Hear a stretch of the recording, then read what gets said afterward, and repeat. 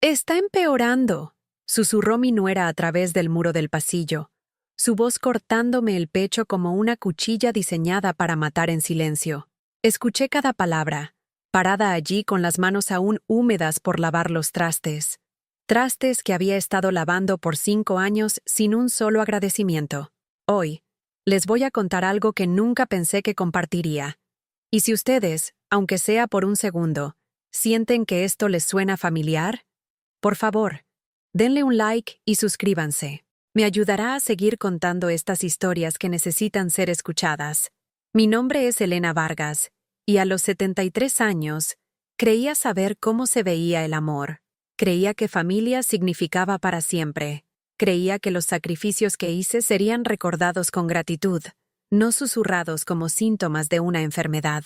Pero estaba equivocada en todo. Era un martes por la mañana en la Ciudad de México cuando escuché esas palabras que lo cambiarían todo. La luz otoñal se filtraba a través de la ventana de la cocina, de lo que solía sentirse como mi hogar, proyectando largas sombras sobre las encimeras de mármol que limpiaba cada día. Mis manos, desgastadas por la artritis, se aferraban al borde del fregadero mientras la voz de Megan se filtraba desde la sala, donde hablaba con alguien por teléfono. A veces creo que ni siquiera sabe qué día es, continuaba, con ese tono particular de falsa preocupación que la gente usa cuando quiere sonar amable mientras envenena. El doctor dice que es normal para su edad, pero cada vez es más difícil manejarla. ¿Doctor? ¿Qué doctor? No había visto a ningún doctor. Mi mente estaba tan aguda como siempre, o tal vez más, porque el dolor tiene una forma de clarificar cosas que el consuelo oscurece. Me quedé parada allí con mi cardigan azul pálido, el que mi difunto esposo Roberto me había comprado para nuestro 40 aniversario, y sentí algo dentro de mí quebrarse como hielo bajo presión, no mi corazón. Eso habría sido demasiado limpio, demasiado simple. Esto era algo más profundo, más turbio, como el sonido de la confianza haciéndose añicos en pedazos demasiado pequeños para volver a juntarse. La casa a mi alrededor se sentía extraña de repente, a pesar de que había estado viviendo allí durante 5 años. 5 años desde que vendí mi amada casa en la colonia Condesa, la casa victoriana con el jardín donde cultivaba rosas premiadas, donde Roberto y yo habíamos organizado cenas navideñas durante 30 años, donde cada habitación albergaba recuerdos que se sentían más reales que el momento presente. Vendí esa casa, mi santuario, mi independencia, porque mi hijo Ethan me convenció de que era hora. El barrio está cambiando, mamá, me dijo, su voz llena de ese tipo de preocupación que suena cariñosa, pero se siente como manipulación en retrospectiva. Y esa casa grande es demasiado para que la manejes sola. Ven a vivir con nosotros. Los niños necesitan a su abuela cerca. Los niños. Mis nietos, Emma y Michael, de 15 y 12 años, que apenas levantaban la vista de sus teléfonos cuando yo entraba en una habitación, que parecían verme como parte del mobiliario, útil a veces, mayormente solo presente, ocasionalmente estorbando. Le creí a Ethan cuando pintó ese cuadro de armonía multigeneracional. Imaginé panqueques los domingos por la mañana, ayuda con la tarea, cuentos antes de dormir, el tipo de vida familiar que prometen las tarjetas de felicitación y que la memoria a menudo falsea. En cambio, me encontré ocupando el dormitorio más pequeño de su mansión en el fraccionamiento Lomas de Chapultepec, el que llamaban cuarto de invitados, pero que se sentía más como un closet con ventana. La ironía no se me escapaba de que había usado las ganancias de la venta de mi casa para ayudarles a comprar esta. $200,000 de los ahorros de mi vida se habían destinado a su enganche. Dinero que había ahorrado centavo a centavo durante 45 años de matrimonio con un hombre que trabajaba turnos dobles en la fábrica de acero para que pudiéramos construir algo duradero. Ayer puso la leche en la alacena, continuó la voz de Megan desde la otra habitación, y sentí que mi rostro se sonrojaba de ira. Eso era una mentira, una completa invención. Nunca puse la leche en la alacena. Nunca hice nada de lo que afirmaban que había hecho. Olvidar citas que nunca se hicieron, perder llaves que nunca me dieron, repetir historias que nunca conté. Pero estaba empezando a entender el propósito de estas mentiras. Estaban construyendo un caso, creando una narrativa, construyendo una versión de la realidad en la que yo ya no era competente para tomar mis propias decisiones, en la que mi creciente aislamiento y tristeza podían ser reformulados como un deterioro cognitivo, en lugar de la respuesta natural a ser sistemáticamente borrada de mi propia familia. La cocina donde estaba parada se había convertido en mi dominio por defecto y no por invitación. Cocinaba comidas que se consumían sin comentarios, limpiaba superficies que se ensuciaban de nuevo en cuestión de horas, mantenía una casa que nunca sentí que diera la bienvenida a mi presencia. El refrigerador estaba cubierto de calendarios escolares y compromisos sociales que de alguna manera nunca me incluían. Fotos familiares alineaban la repisa de la sala, pero ninguna de ellas mostraba mi rostro. Pensé en la mujer que solía ser, antes de la muerte de Roberto, antes de la mudanza, antes de que aprendiera a hacerme más pequeña y silenciosa con la esperanza de ganarme el amor que debería haber sido incondicional. Había sido Elena Vargas, bibliotecaria jefa de la Biblioteca Pública de la Ciudad de México durante 30 años, una mujer que organizaba eventos para recaudar fondos, clubes de lectura y programas de alfabetización. Había sido alguien que importaba, cuyas opiniones se buscaban, cuya presencia se valoraba.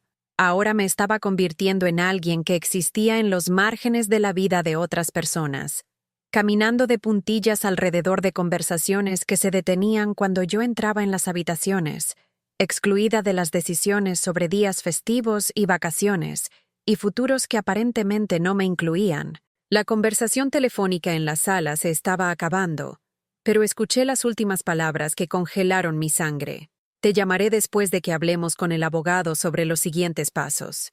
Abogado. Siguientes pasos. Apreté mi espalda contra la pared de la cocina, mi corazón latiendo contra mis costillas como un pájaro atrapado. A través del arco, podía ver a Megan caminando de un lado a otro, sus tacones de diseñador golpeando los pisos de madera que yo había trapeado esa misma mañana. Llevaba uno de esos caros conjuntos deportivos que costaban más que mi presupuesto mensual de comestibles, su cabello rubio recogido en una cola de caballo casual que probablemente requería un estilista profesional para lograrlo. A los 42 años, Megan tenía la apariencia cuidadosamente mantenida que el dinero podía comprar, faciales regulares, manicuras profesionales, un entrenador personal que venía a la casa 2 veces por semana. Nunca había trabajado fuera de casa, al menos no desde que se casó con Ethan, pero se comportaba con la autoridad de alguien que se había ganado su posición por méritos y no por matrimonio. El contraste entre nosotras era marcado y empezaba a sospechar, intencional. Mientras ella irradiaba salud y abundancia, yo me estaba desvaneciendo. Mi ropa era práctica en lugar de elegante, elegida por su comodidad y durabilidad en lugar de su estilo.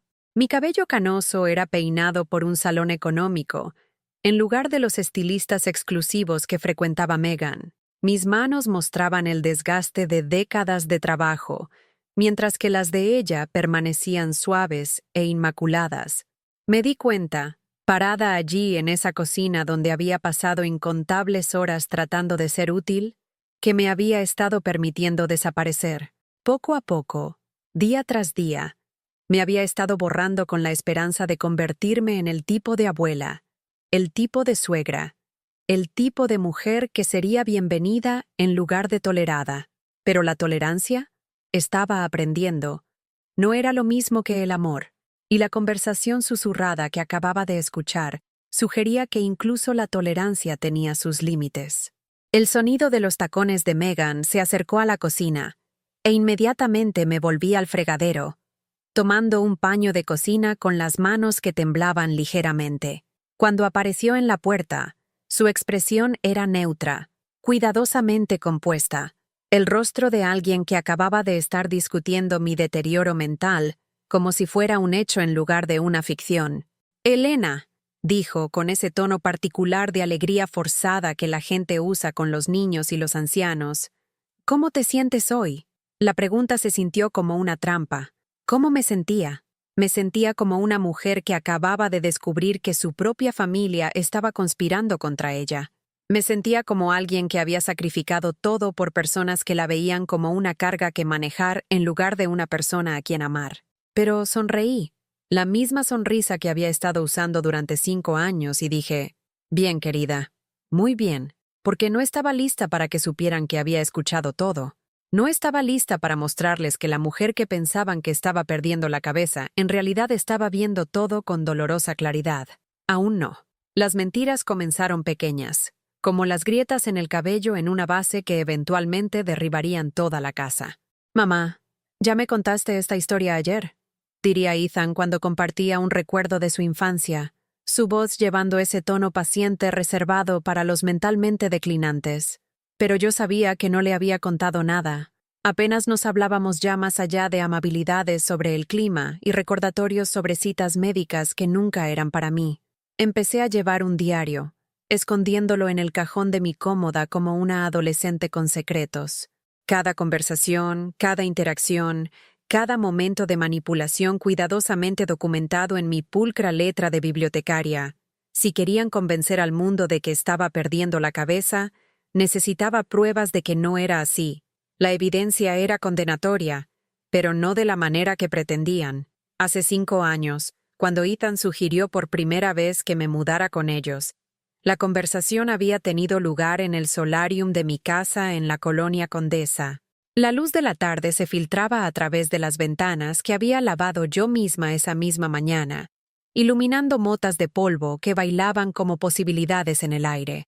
Mis rosas estaban floreciendo afuera, trepadoras de un rojo intenso que Roberto había plantado para nuestro 25 aniversario. «Ya no deberías vivir sola, mamá», había dicho Ethan, su preocupación pareciendo genuina en ese momento. «¿Qué pasa si algo te sucede? ¿Qué pasa si te caes y no hay nadie que te ayude?» Yo tenía 68 años entonces, saludable e independiente, más activa que muchas personas con la mitad de mi edad. Había estado caminando 5 kilómetros cada mañana, siendo voluntaria en el centro de alfabetización, organizando reuniones del club de lectura en mi sala de estar todos los martes por la noche. Mi mente estaba aguda, mi cuerpo fuerte, mi vida llena de propósito y conexión. Pero Ethan pintó un cuadro diferente. «El barrio está cambiando», continuó, gesticulando hacia la ventana donde los niños jugaban en el parque al otro lado de la calle, sus risas llevadas por el aire cálido de la primavera. «No es seguro como solía ser. Y esta casa es mucho trabajo para una sola persona». Megan había asentido simpáticamente desde su posición en mi sofá antiguo, el que mi madre me había dejado, con sus dedos bien cuidados trazando el reposabrazos de madera tallada. «Tenemos mucho espacio», había añadido, con su voz suave con lo que yo había confundido con afecto genuino. «A los niños les encantaría tener a su abuela tan cerca. Y honestamente, Elena, podríamos necesitar tu ayuda. Administrar una casa y los horarios de los niños. A veces es abrumador. Necesitaban mi ayuda». Las palabras habían sido música para mis oídos. Una promesa de propósito en una vida que se había sentido cada vez más vacía desde la muerte de Roberto, 2 años antes. Había pasado 45 años siendo necesaria, siendo esencial para la existencia diaria de alguien. La perspectiva de volver a ser esencial, de que mi experiencia y sabiduría fueran valoradas, había sido embriagadora. Mirando hacia atrás ahora, podía ver cuán cuidadosamente habían orquestado esa conversación, cómo habían enfatizado mi aislamiento mientras ofrecían comunidad, resaltado peligros imaginarios mientras prometían seguridad. Me hicieron sentir que estaba eligiendo conexión, cuando en realidad estaba eligiendo dependencia. La venta de la casa también había sucedido rápidamente. Demasiado rápido para que yo procesara completamente lo que estaba renunciando. Agentes de bienes raíces desfilaron por mi casa con sus portapapeles y cintas métricas, reduciendo 45 años de recuerdos a metros cuadrados y valor de mercado. Extraños caminaron por mi cocina, donde había hecho innumerables cenas familiares, por el dormitorio donde Roberto y yo habíamos compartido nuestros sueños y temores, por el jardín donde había plantado esperanza cada primavera y cosechado paz cada otoño. «Estás obteniendo un muy buen precio», había dicho el agente, como si el dinero pudiera compensar la ruptura de las raíces que habían crecido profundamente en el suelo de Ciudad de México. Las casas antiguas en este barrio son muy deseables en este momento. El cheque había sido sustancial, más dinero del que había visto en un solo lugar. $200,000 después de comisiones e impuestos, un fondo que debería haber asegurado mi independencia por el resto de mi vida. En cambio, se había convertido en la base de mi cautiverio. «Mamá, queremos que sientas que esta es tu inversión también», había dicho Ethan cuando me ofrecía ayudar con su enganche. «Este será tu hogar tanto como el nuestro. Tu nombre debería estar en algo». Pero mi nombre no estaba en la escritura. No estaba en la hipoteca. No estaba en nada, excepto en la transferencia bancaria que había movido los ahorros de mi vida a su cuenta.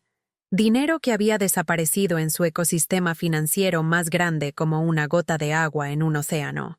El cuarto de invitados que habían preparado para mí era más pequeño que mi antiguo vestidor. Paredes de color amarillo pálido, una sola ventana que daba a la cerca del vecino, muebles que parecían haber sido comprados en una venta de liquidación de hotel. La cama era matrimonial, lo que se sentía espacioso hasta que me di cuenta de que era la primera vez en 45 años que dormía en una cama no diseñada para 2 personas. «Pensamos que preferirías algo acogedor», había dicho Megan, parada en la puerta con los brazos cruzados, observándome desempacar mis escasas pertenencias en un espacio de almacenamiento inadecuado. Menos abrumador que una habitación grande. Acogedor. Así es como llamaban ahora al encierro. Mis libros, una colección de toda una vida de primeras ediciones y queridos libros de bolsillo, habían sido donados a la caridad, porque no había espacio para ellos. Mi juego de porcelana, el que Roberto y yo habíamos recibido como regalo de bodas y usado en cada cena festiva, había sido guardado en el sótano, donde la humedad inevitablemente lo destruiría. Mis álbumes de fotos, décadas de recuerdos documentados, habían sido relegados a una sola repisa en el closet del pasillo, fácilmente ignorados y gradualmente olvidados. Pero la pérdida más devastadora había sido sutil, casi invisible. Fue la erosión de mi voz, mis opiniones, mi derecho a participar en decisiones que afectaban mi vida diaria. En mi propia casa, yo era quien decidía qué cenábamos, cuándo limpiábamos, cómo organizábamos nuestro espacio. Aquí se esperaba que me adaptara a ritmos y rutinas que se habían establecido sin mi participación. «Cenamos a las 7», explicó Megan durante mi primera semana, como si fuera una empleada nueva recibiendo orientación. «Los niños tienen actividades casi todas las noches, así que tratamos de mantener las cosas simples. Por lo general, planeo las comidas los domingos y hago las compras el lunes». Ofrecí mi ayuda con la cocina, aprovechando décadas de experiencia alimentando a una familia, organizando cenas, creando comidas que unían a la gente alrededor de la mesa. Pero mis sugerencias fueron recibidas con un cortés rechazo. «Qué bueno que te ofreces», decía Megan, «pero tengo todo bajo control. Tal vez podrías ayudar vigilando a los niños mientras cocino». Cuidar niños.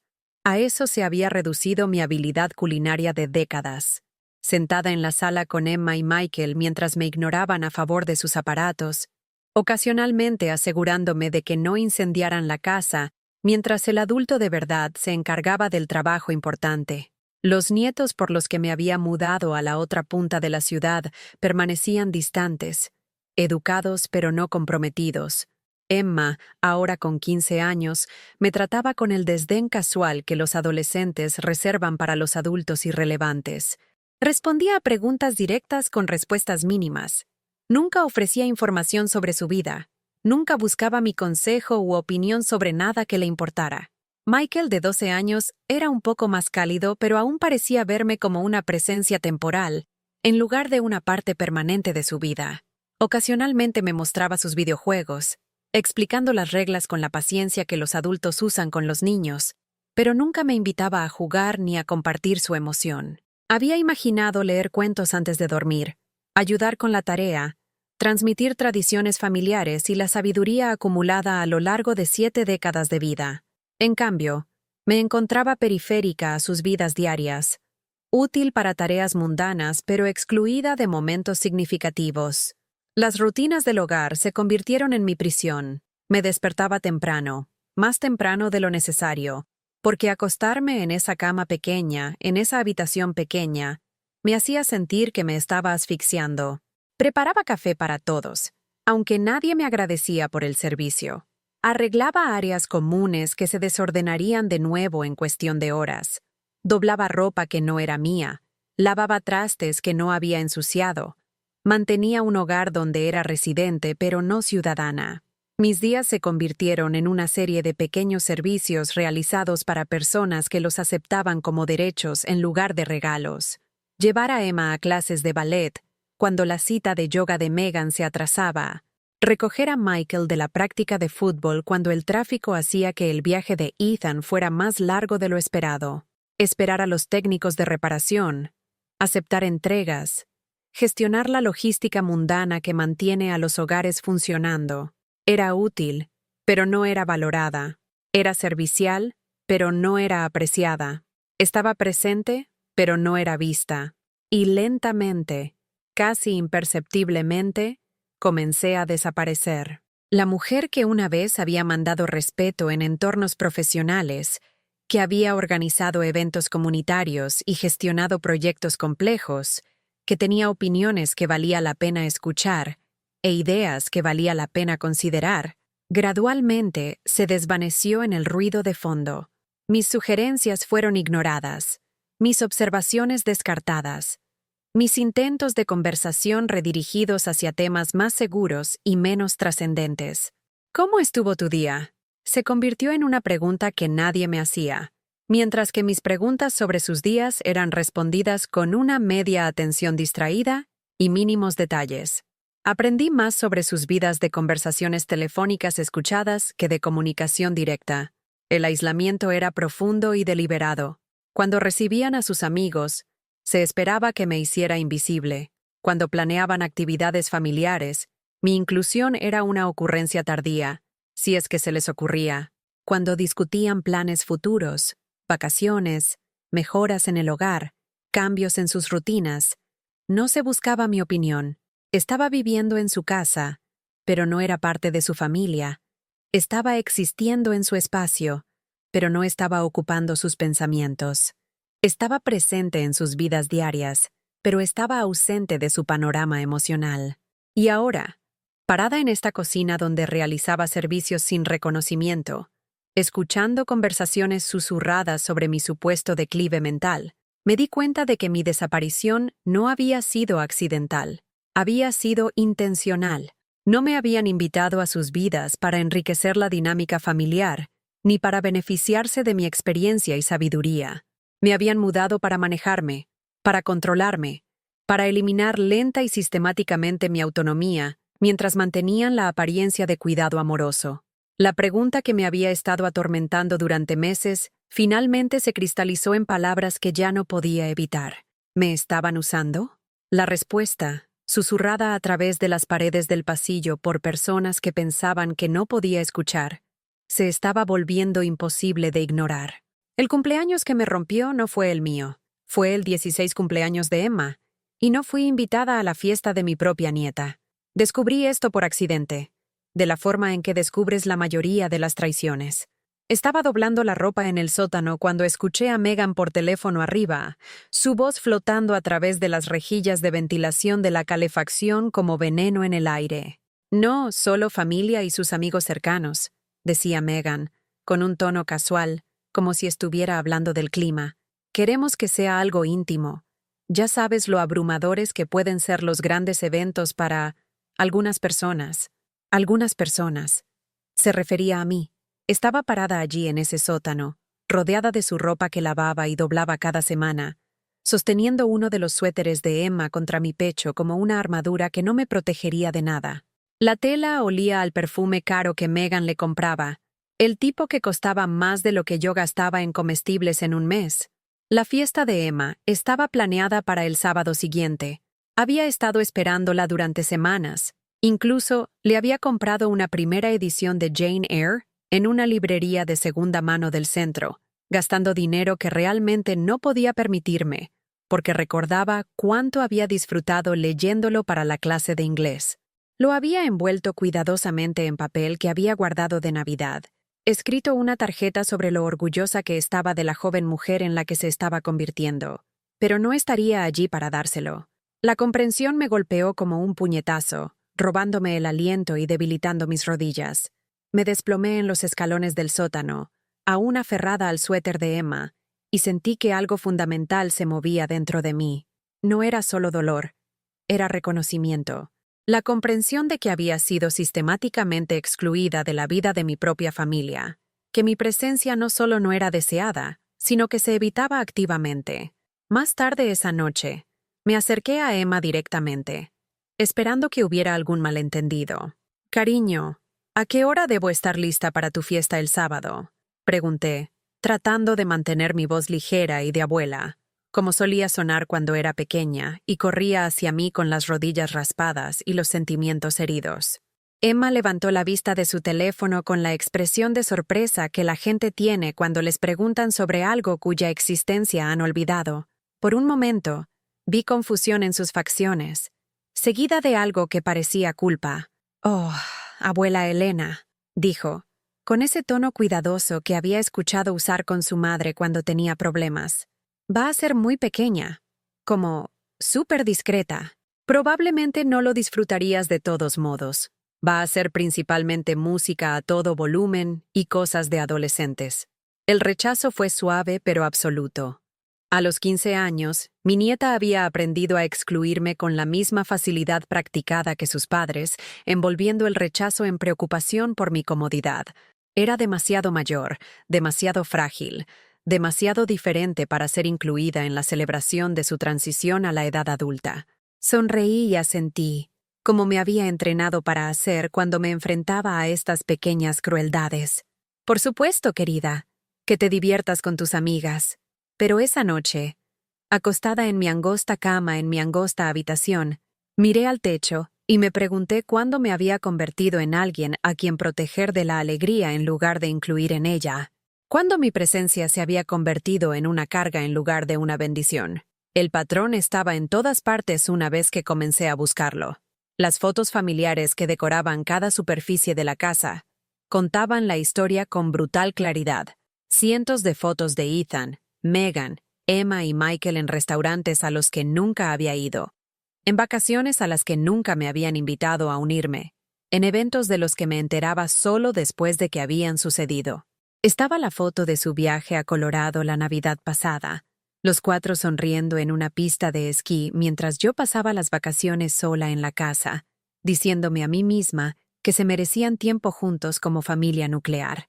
Las fotos de la ceremonia de premiación de Emma en la escuela, donde había recibido reconocimiento por logros académicos que yo la había ayudado a obtener a través de horas de asistencia con la tarea que, al parecer, no justificaban mi presencia en la celebración. El partido de fútbol de campeonato de Michael, donde había marcado el gol de la victoria, lo había llevado a los entrenamientos durante 2 años.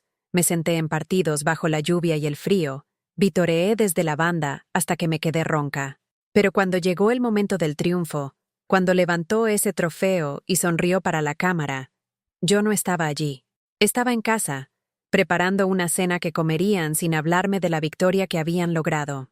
Cada fotografía era una pequeña exclusión, un momento de alegría familiar que se había considerado indigno de compartir. Juntas, formaban un mosaico de aislamiento deliberado, evidencia de que mi ausencia de sus vidas no era accidental, sino intencional. Las citas médicas comenzaron poco después del cumpleaños de Emma, presentadas como una preocupación amorosa por mi bienestar. El doctor Pérez, un geriatra que nunca había elegido, que había sido seleccionado para mí sin mi participación ni consentimiento.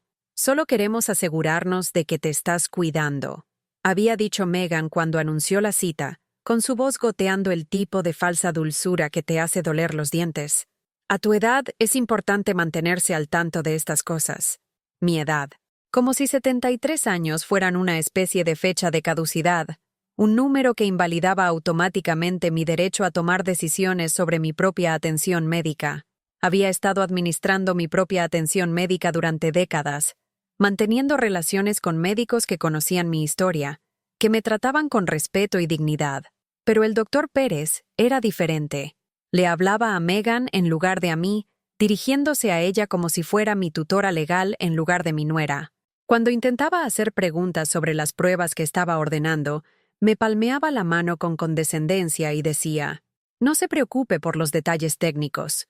Su familia le ayudará a entender todo lo que necesita saber». Las pruebas fueron exhaustivas y costosas. Evaluaciones cognitivas, análisis de sangre, escáneres cerebrales que requerían que me acostara quieta en máquinas claustrofóbicas, mientras los técnicos buscaban evidencia de deterioro que yo sabía que no encontrarían, porque no me estaba deteriorando. Estaba más lúcida que en años, hiperconsciente de cada desprecio, cada manipulación, cada palabra cuidadosa elegida para socavar mi autonomía. Pero los resultados de las pruebas fueron interpretados a través de la lente de conclusiones predeterminadas. Variaciones normales en la memoria y la velocidad de procesamiento se convirtieron en áreas de preocupación. El ligero temblor en mis manos, que provenía de la artritis, no de una disfunción neurológica, se anotó como posibles síntomas motores tempranos. Mi frustración, perfectamente razonable por ser tratada con condescendencia y desestimada, se documentó como mayor agitación y dificultad con la regulación emocional. «Solo estamos tratando de ayudarla», dijo el doctor Pérez durante una cita, con su voz llevando la paciencia practicada de alguien acostumbrado a tratar con pacientes ancianos difíciles. «Estos cambios son normales para alguien de su edad, pero pueden hacer que la vida diaria sea más difícil. Es bueno que tenga una familia que se preocupe lo suficiente como para involucrarse en sus decisiones de atención médica. Decisiones de atención médica que no me permitían tomar. Medicamentos que aparecían en mi botiquín sin mi conocimiento ni consentimiento. Citas programadas sin consultar mis preferencias ni mi disponibilidad. Información médica compartida con Megan y Ethan mientras se me ocultaba, como si mi propia salud fuera demasiado compleja para que la entendiera. La visita de la trabajadora social fue la gota que colmó el vaso, aunque no entendí su significado en ese momento. Apareció en la puerta un martes por la mañana. Una mujer agradable de unos 40 años, con un portafolios lleno de formularios de evaluación y una sonrisa que no llegaba a sus ojos. «Solo estoy aquí para verificar cómo están todos», dijo, instalándose en la sala con la cómoda autoridad de alguien acostumbrado a evaluar la dinámica familiar.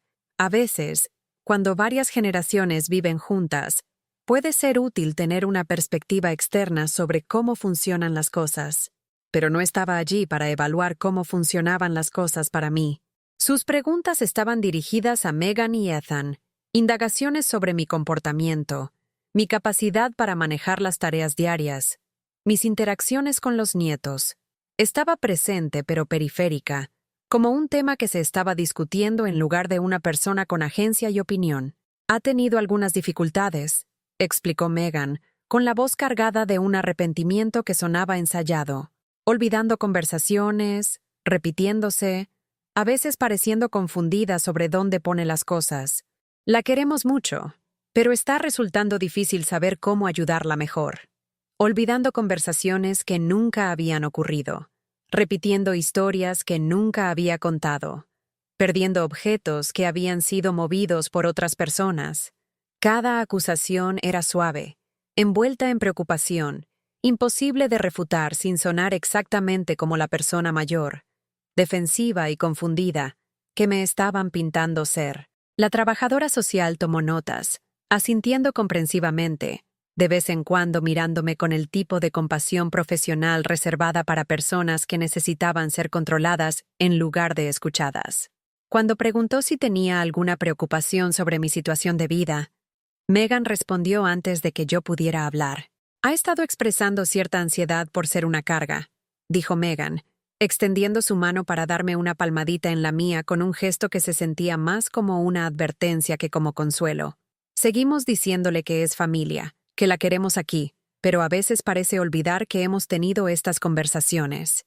No había expresado ansiedad por ser una carga, me había convertido en una, lo expresara o no. Pero mi silencio en esa habitación, mi incapacidad para contradecir su narrativa, fue interpretado como confirmación de su evaluación. La mujer mayor confundida que ni siquiera podía defenderse eficazmente. Esa noche, Me senté en mi pequeña habitación y me miré en el espejo sobre la cómoda. La mujer que me miraba parecía más pequeña de lo que recordaba, más gris, más frágil, pero sus ojos estaban claros y su mente estaba aguda, y estaba empezando a comprender que estaba luchando por algo más que respeto o inclusión. Estaba luchando por su derecho a existir como persona en lugar de como un problema a resolver. Abrí mi diario y comencé a escribir, documentando cada conversación, cada cita, cada pequeña crueldad que me había llevado a este momento. Si querían construir un caso de que yo era incompetente, yo construiría mi propio caso de que no lo era. Pero primero, necesitaba entender exactamente qué estaban planeando, y eso significaba escuchar con más atención las conversaciones que creían que no podía oír, las llamadas telefónicas que hacían cuando asumían que estaba a salvo fuera de su alcance. Porque los susurros que había estado escuchando no eran solo chismes ni preocupación casual, eran sesiones de estrategia, reuniones de planificación para un futuro que no incluía mi consentimiento. Y se me estaba acabando el tiempo para detenerlos. La llamada telefónica que destrozó mi mundo llegó a las 2:47 a.m. un jueves por la mañana de octubre. Sé la hora exacta porque estaba despierta, mirando al techo, preguntándome si el dolor en el pecho que había estado experimentando era ansiedad o algo más grave. El teléfono sonó una vez, 2 veces, 3 veces antes de que alguien descolgara abajo. La voz de Ethan, amortiguada pero audible a través de las delgadas paredes de esta casa que nunca se había sentido como un hogar. Sí, entiendo la urgencia, decía, con un tono firme y serio a pesar de la hora. Hemos estado documentando todo. La confusión, el olvido, la creciente agitación. Mi esposa ha estado llevando registros detallados. Me levanté de la cama, con los pies descalzos silenciosos sobre el frío piso de madera, y me acerqué a la parte superior de las escaleras.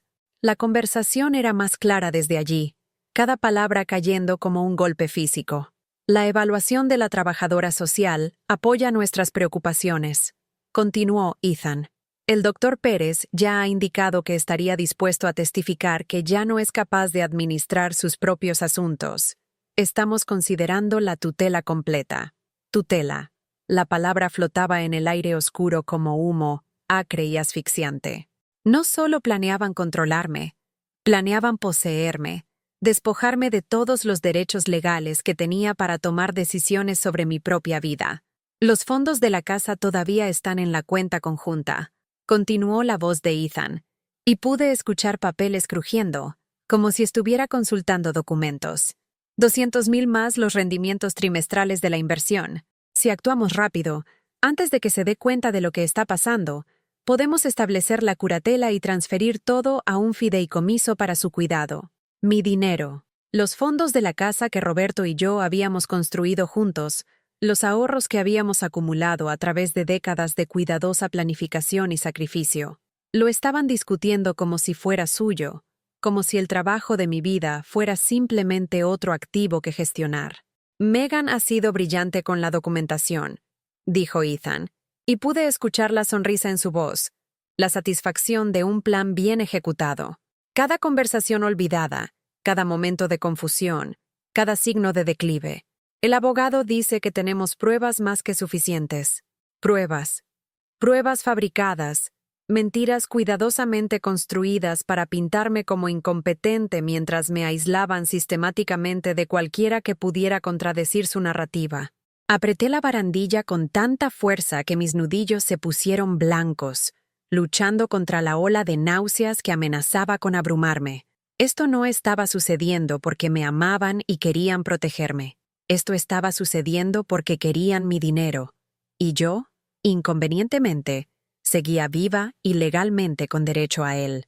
La conversación continuó durante 20 minutos más, pero ya había escuchado suficiente. Regresé a mi habitación a paso lento con piernas que parecían agua. Cerré la puerta en silencio y me senté en el borde de mi cama en la oscuridad, tratando de procesar la magnitud de su traición. Habían estado planeando esto durante meses, quizás años. Cada cita médica, cada visita de la trabajadora social, cada conversación preocupada sobre mi bienestar, Había sido coreografiada para construir un caso legal de mi incompetencia. Habían convertido mi dolor, mi aislamiento, mis respuestas razonables a su crueldad en síntomas de deterioro mental. Y yo había seguido el juego a la perfección, aceptando su versión de la realidad, permitiéndome ser disminuida y desestimada, hasta que casi creí sus mentiras yo misma. Casi. A la mañana siguiente, me senté a la mesa de la cocina con mi café, observando a Megan preparar el desayuno con la eficiencia casual de alguien con la conciencia tranquila. Tarareaba mientras trabajaba, de vez en cuando sonriéndome con lo que ahora reconocía como el tipo de afecto condescendiente que la gente reserva para las mascotas o los niños pequeños. ¿Cómo dormiste, Elena?, preguntó, con la voz llena de falsa alegría. Te ves un poco cansada. Tal vez deberías descansar más hoy. Descansar.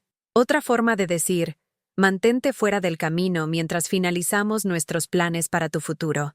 Dormí bien, respondí, con la voz más firme de lo que me sentía. De hecho, he estado pensando en hacer un pequeño viaje. Tal vez visitar a mi amiga Margarita en Guadalajara. El cambio en la expresión de Megan fue sutil, pero inconfundible. La sonrisa ensayada vaciló por un momento, reemplazada por algo más agudo, más calculador. «Oh, no creo que sea una buena idea en este momento», dijo, con su tono aún dulce pero con un filo de acero por debajo. «Ya sabes lo confundida que te pones en lugares que no conoces. ¿Y Margarita está tan ocupada con sus propios problemas de salud? No me gustaría que fueras una carga». Margarita Chen, mi antigua colega de la biblioteca, tenía 75 años y corría maratones. Me había estado enviando cartas durante meses, invitándome a visitarla, expresando preocupación por mi aislamiento. Cartas que ahora me di cuenta de que Megan probablemente había estado filtrando, tal como había estado monitoreando mis llamadas telefónicas y mi uso de Internet. Hablé con el doctor Pérez ayer, continuó Megan, retomando su preparación del desayuno con renovado enfoque. Mencionó que viajar puede ser particularmente desorientador para las personas en tu situación. Sugirió que nos apegáramos a las rutinas familiares por ahora. Mi situación. Otro eufemismo para la ficción que habían creado sobre mi estado mental. Esa tarde, mientras Megan estaba en su clase de pilates y los niños estaban en la escuela, hice la llamada telefónica que debería haber hecho hace meses. Margarita respondió al segundo timbre, con su voz cálida y genuinamente complacida de escucharme. «Elena, justo estaba pensando en ti. ¿Cómo estás, querida?». La pregunta liberó algo dentro de mí, y por primera vez en meses, dije la verdad. Le conté sobre el aislamiento, la exclusión, las citas médicas que no había solicitado, la visita de la trabajadora social que se sintió como un interrogatorio. Le conté sobre las conversaciones susurradas y los planes de tutela y la forma en que discutían mi dinero como si ya fuera suyo. Margarita escuchó sin interrupción, su silencio cargado de comprensión en lugar de juicio. «Ay, cariño», dijo finalmente, con la voz llena de emoción. «Me he preocupado tanto por ti. Tus cartas dejaron de llegar, y cuando llamaba, Megan siempre decía que estabas descansando o que no podías atender el teléfono. Estaba empezando a pensar, ¿que estaba perdiendo la cabeza? Terminé por ella. Que te estaban aislando deliberadamente», dijo, con sus palabras llevando el peso del reconocimiento. «Elena, necesito que me escuches con mucha atención. Lo que estás describiendo no es cuidado, es abuso. Abuso financiero, abuso emocional y posiblemente fraude criminal. Fraude criminal». Las palabras me golpearon como agua fría, impactantes pero clarificadoras. Lo que se sentía como disfunción familiar era en realidad algo mucho más serio, algo con consecuencias legales y sanciones penales. «Margarita, no sé qué hacer», admití, con la voz quebrada. «Siento que me estoy volviendo loca, pero sé que no es así. Siento que estoy atrapada, pero no sé cómo salir». «No estás atrapada», dijo Margarita con firmeza. «Tienes 73 años, no 7. Tienes derechos, tienes recursos, y tienes gente que se preocupa por ti. Pero necesitas actuar rápido, antes de que puedan solicitar la tutela». Me dio el nombre de una abogada que se especializaba en casos de abuso a ancianos, una mujer llamada Sarah Mitchell. que había defendido con éxito a docenas de personas mayores contra la explotación financiera por parte de miembros de la familia. «Llama hoy mismo», insistió Margarita. «No esperes, no dudes. No permitas que te convenzan de que esto es normal o de que estás exagerando. Confía en tus instintos, Elena. Han tenido razón todo el tiempo». La llamada telefónica a Sarah Mitchell fue aterradora y liberadora en igual medida. Su voz era firme, profesional, pero cálida con genuina preocupación mientras le explicaba mi situación. «Señora Vargas, lo que está describiendo sigue un patrón muy familiar», dijo cuando terminé. «Hijos adultos que ven a sus padres mayores como activos en lugar de personas, que los aíslan sistemáticamente del apoyo externo mientras construyen un caso de incompetencia. La buena noticia es que si usted es mentalmente competente, y claramente lo es, podemos detener esto». «¿Qué necesito hacer?», pregunté, con la voz firme por primera vez en meses. «Primero, necesitamos documentar todo. Quiero que escriba cada conversación, cada incidente, cada cita médica. Segundo, necesitamos que se haga una evaluación médica independiente de un médico que ellos no hayan elegido. Tercero, necesitamos proteger sus bienes antes de que puedan reclamar la tutela y transferir su dinero». Explicó que podía revocar el poder notarial que había firmado cuando me mudé con ellos. El documento que en ese momento parecía una simple conveniencia, pero que en realidad les había dado amplia autoridad sobre mis asuntos financieros. «¿Puede ir a un banco mañana?», preguntó. «¿Sin que ellos lo sepan?». Pensé en mi rutina diaria, la cuidadosa vigilancia que se había vuelto normal, la forma en que Megan siempre encontraba razones para acompañarme a hacer diligencias. «Creo que sí», dije. «Por lo general, camino a la tienda de la esquina por comestibles. Hay una sucursal bancaria cerca». «Bien. Llamaré con anticipación y haré los arreglos para que un banquero privado se reúna con usted. Traiga identificación y cualquier documento financiero al que tenga acceso. Vamos a congelar las cuentas conjuntas y establecer nuevas solo a su nombre». Esa noche, en la cena, observé a mi familia con ojos nuevos. Ethan cortó el asado que había preparado, discutiendo su día en la oficina con la confianza casual de alguien cuya vida transcurría según lo planeado. Megan supervisó la tarea de los niños con la autoridad paciente de alguien seguro en su papel doméstico. Emma y Michael charlaron sobre las actividades escolares y los planes de fin de semana con la fácil suposición de que sus futuros eran estables y seguros. Ninguno de ellos me miró excepto para mantener una conversación educada sobre mi día o recordarme que tomara los medicamentos que no necesitaba. Ninguno de ellos pareció notar que yo los estaba estudiando, memorizando sus expresiones, comprendiendo finalmente que las personas por las que había amado y me había sacrificado nunca me habían visto como familia. Yo era un inventario, yo era un activo que gestionar, un problema que resolver, una fuente de financiamiento para su estilo de vida. La abuela que había renunciado a su independencia para ayudar a criar a sus hijos, la madre que había contribuido con los ahorros de su vida a su enganche, la mujer que había pasado 5 años cocinando, limpiando y cuidando de su hogar, se había reducido a un artículo en su planificación financiera, pero ya no iba a hacérselo fácil. «He estado pensando en hacer un pequeño viaje», dije casualmente, cortando mi carne con manos que ya no temblaban. «Tal vez visitar a Margarita por unos días». El silencio que siguió fue profundo. El tenedor de Ethan se detuvo a medio camino de su boca. Los ojos de Megan se agudizaron con alarma. Incluso los niños levantaron la vista de sus platos, sintiendo una tensión que no podían entender. «Mamá, hemos hablado de esto», dijo Ethan con cuidado. «Viajar realmente no es aconsejable en este momento.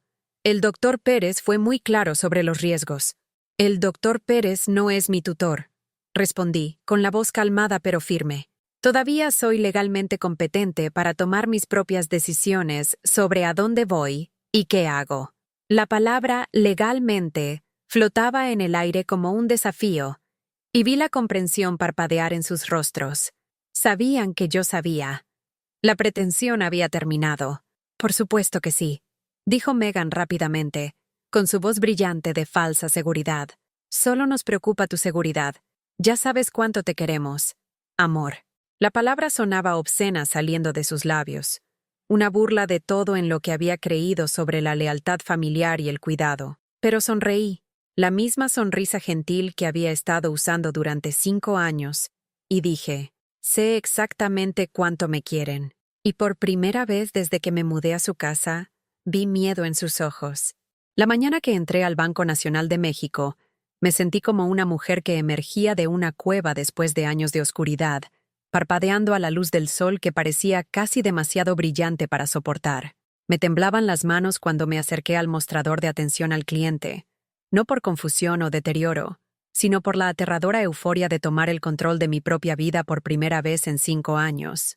La joven cajera levantó la vista con la sonrisa practicada de cortesía profesional, pero algo en mi expresión debió transmitir urgencia porque su comportamiento cambió inmediatamente a genuina preocupación.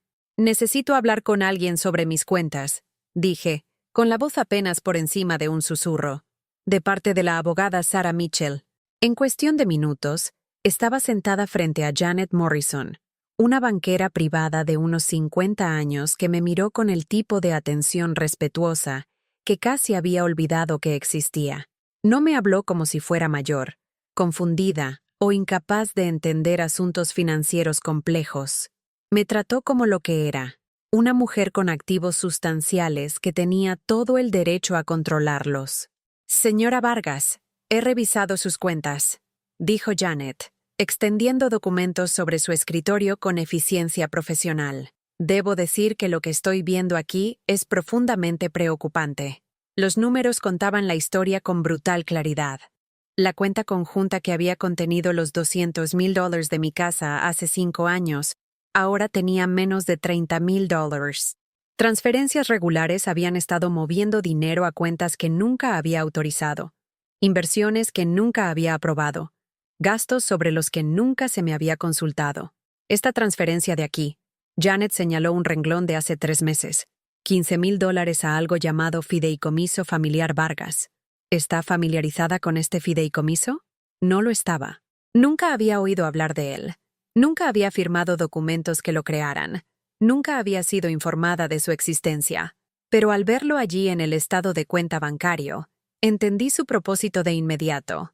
Estaban moviendo mi dinero a estructuras legales que dificultarían su reclamación si alguna vez desafiaba su control.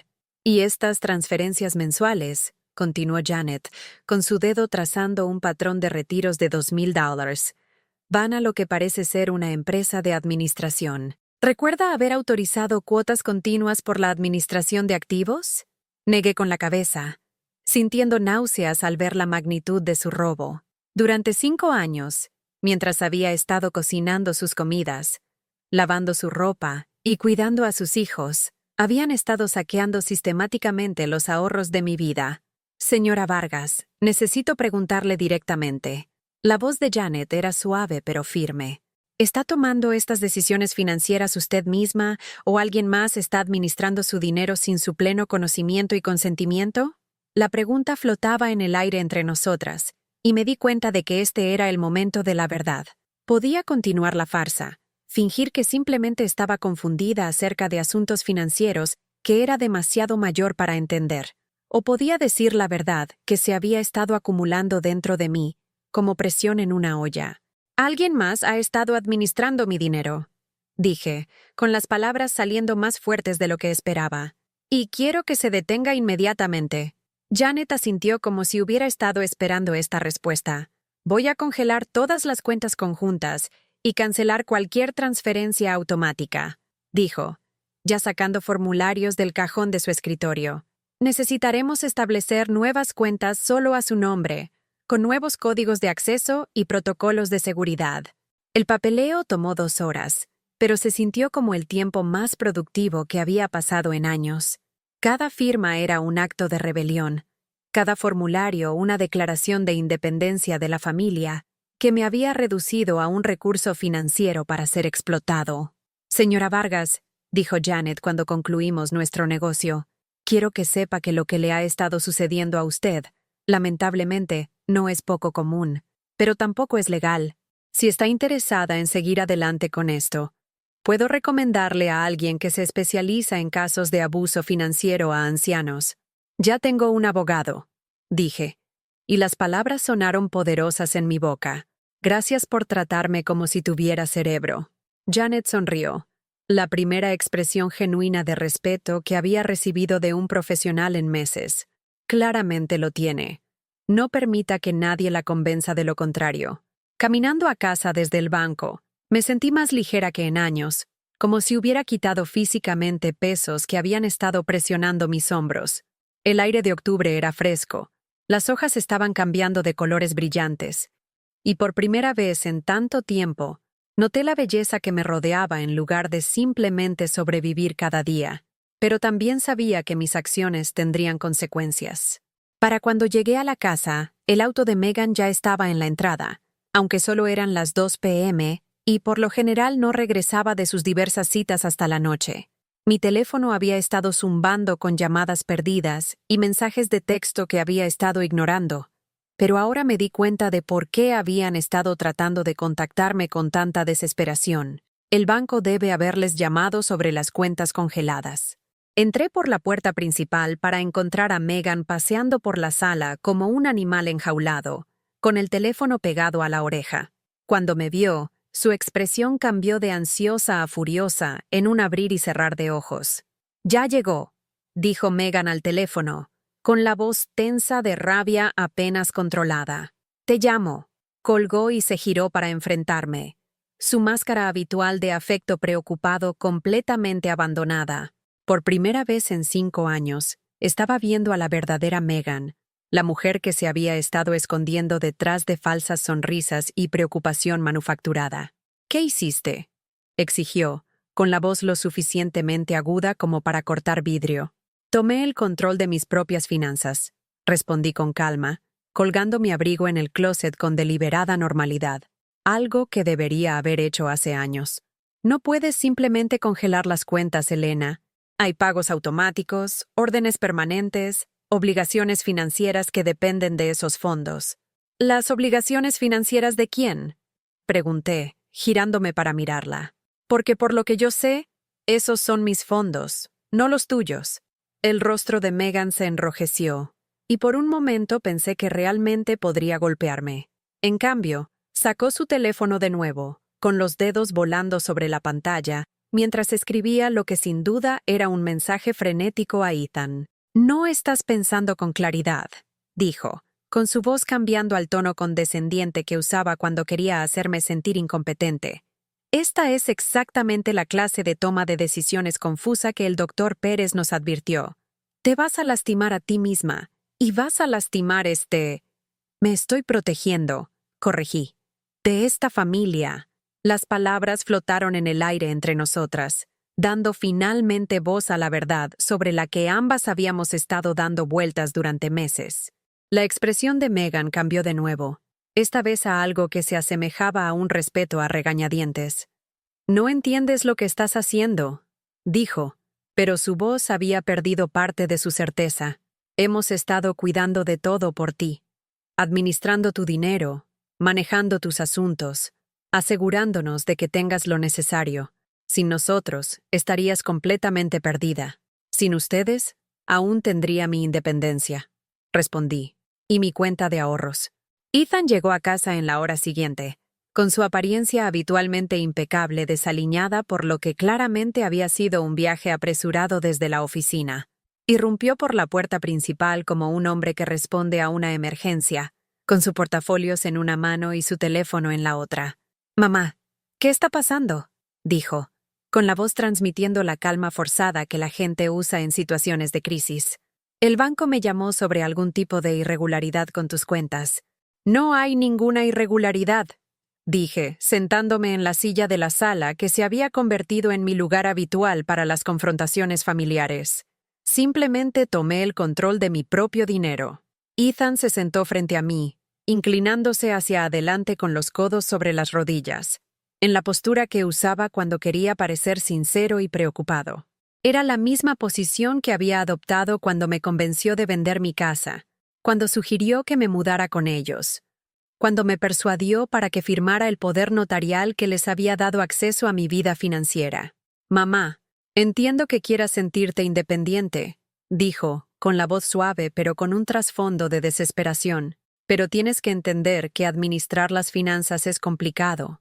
Hay implicaciones fiscales, estrategias de inversión, requisitos legales que pueden ser abrumadores para alguien que no está familiarizado con los sistemas financieros modernos. Alguien como yo, quería decir, alguien mayor, alguien confundido, alguien en quien no se podía confiar para tomar decisiones racionales sobre su propio dinero. Administré mis finanzas perfectamente bien durante 70 años.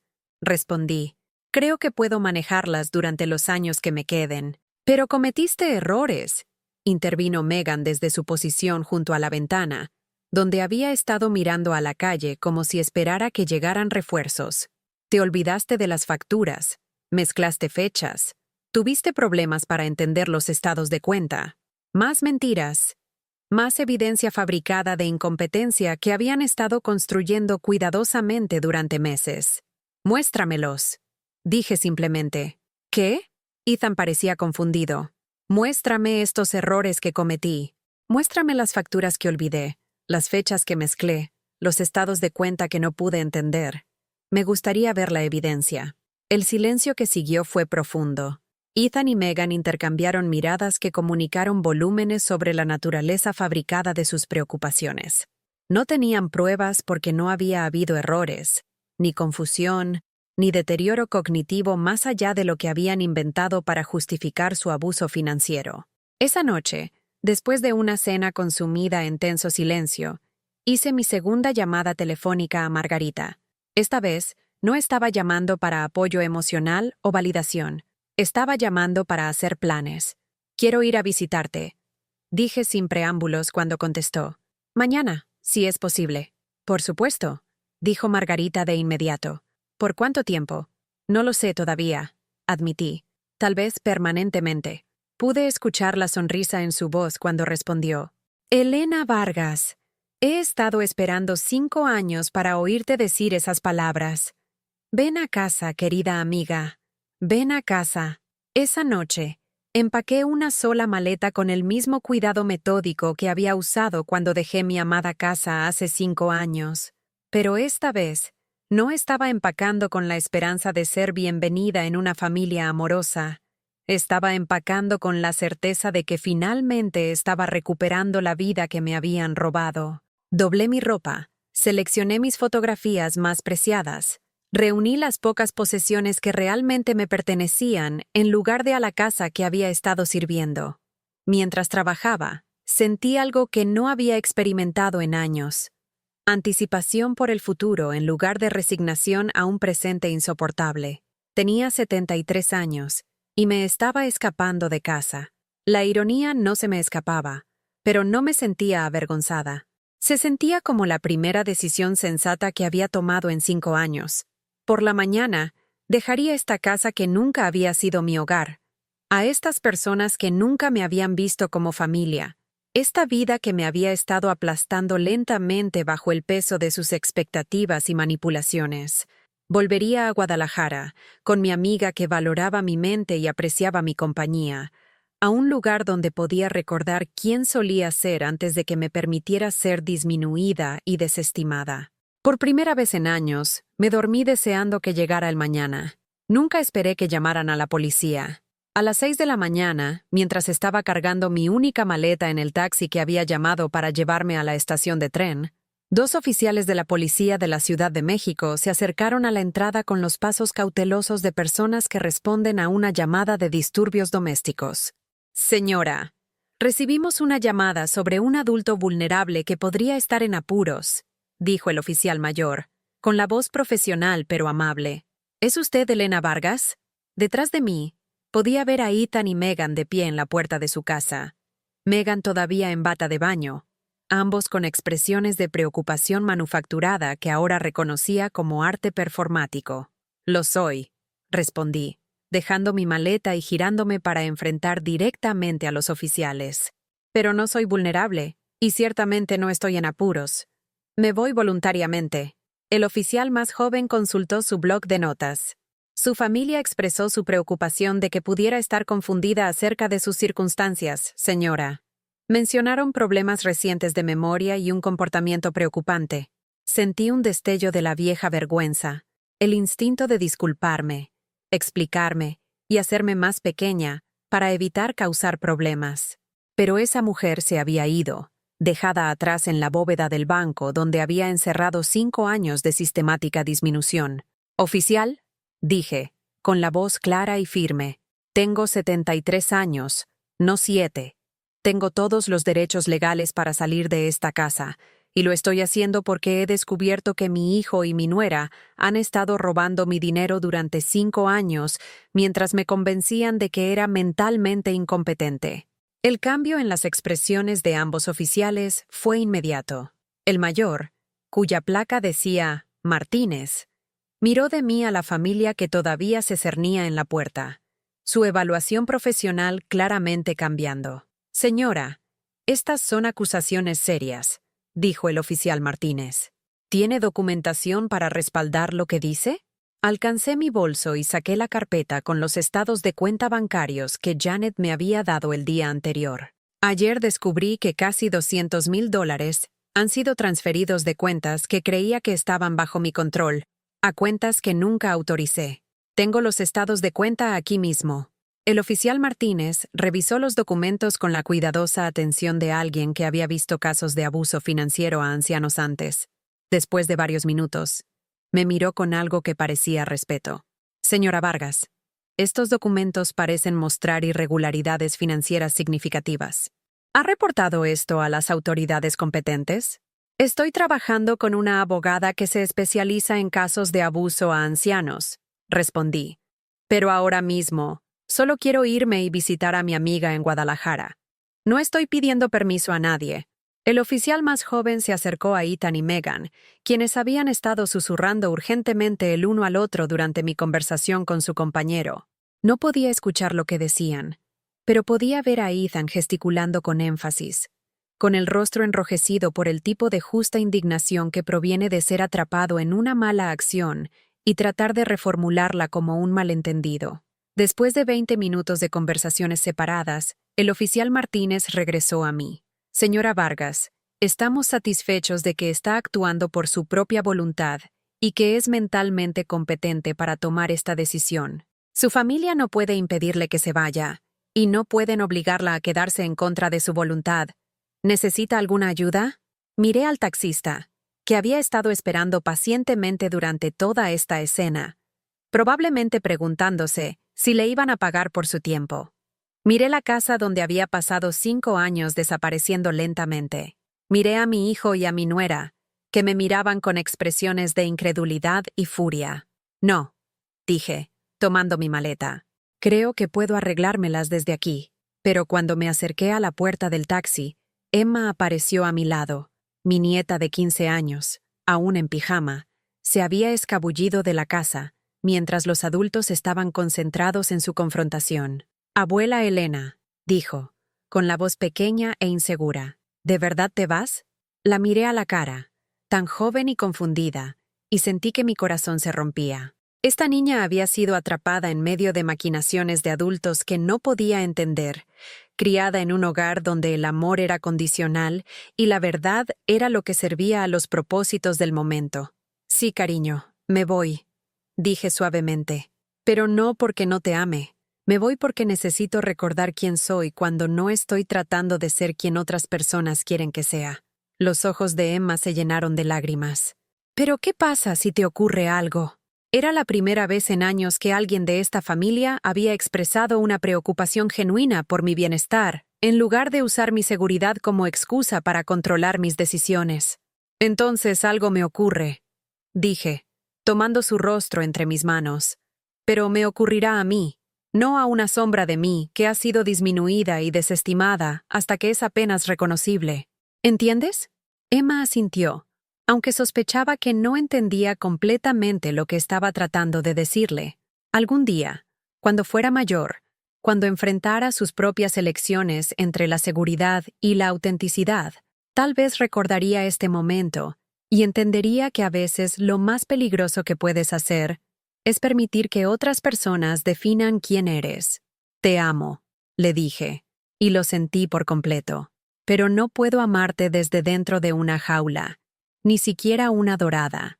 El viaje en tren a Guadalajara duró 3 horas, pero se sintió como un viaje a través del tiempo y el espacio. Cada kilómetro que pasaba entre yo y Ciudad de México parecía restaurar algo que me habían quitado.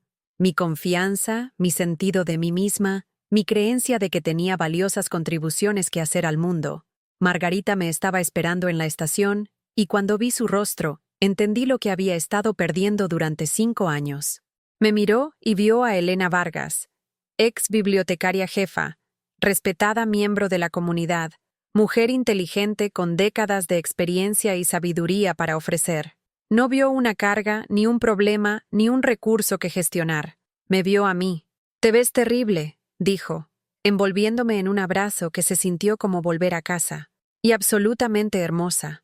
La casa de Margarita era todo lo que la casa de mi hijo no era. Cálida, acogedora, llena de libros y plantas y los tesoros acumulados de una vida vivida con intención en lugar de obligación. El cuarto de invitados que me mostró no era un closet con ventana, sino un auténtico santuario, decorado con colores suaves y muebles cómodos, con estanterías para mis libros y espacio para mis posesiones. «Esto es tuyo todo el tiempo que lo quieras», dijo Margarita, poniendo mi maleta en la cama.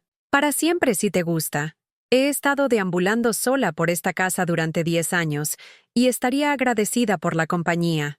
Esa noche nos sentamos en su sala bebiendo té y poniéndonos al día con 5 años de comunicaciones cuidadosamente seleccionadas. Le conté todo: el aislamiento sistemático, el abuso financiero, las preocupaciones médicas fabricadas, la tutela planeada que habría eliminado por completo mis derechos legales.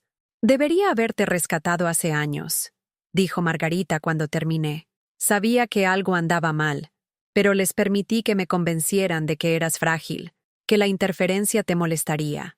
Yo misma me convencí de que era frágil también», admití. «Es asombroso lo rápido que puedes perderte cuando todos a tu alrededor te tratan como si ya no estuvieras». Margarita se inclinó hacia adelante en su silla, con expresión seria. «Elena, lo que te hicieron fue criminal.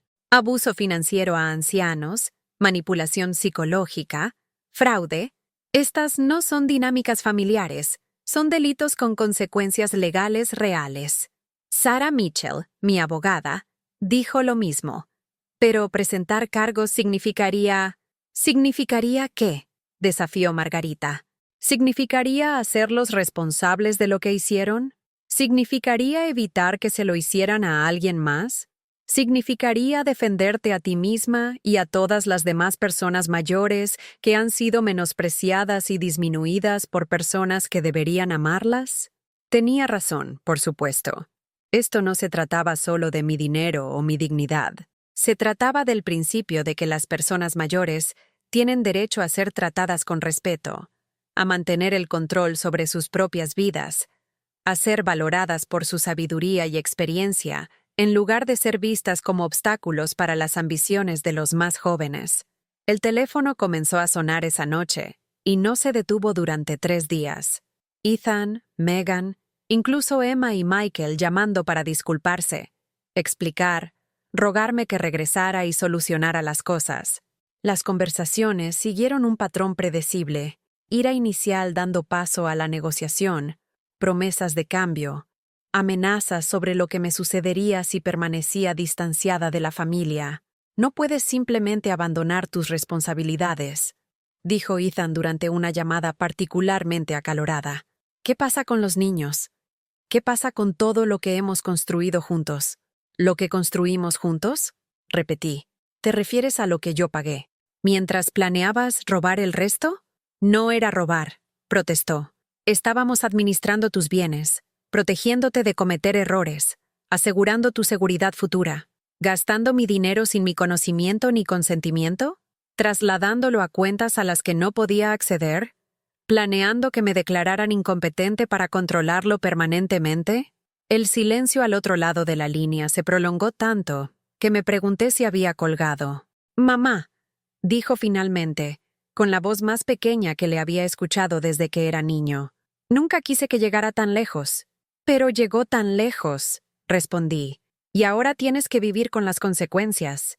En mi cuarto día en Springfield, Sarah Mitchell me llamó con noticias que lo cambiaron todo.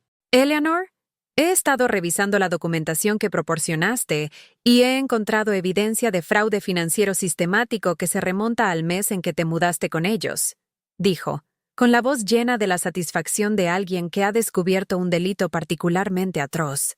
Fraude electrónico, robo de identidad, falsificación.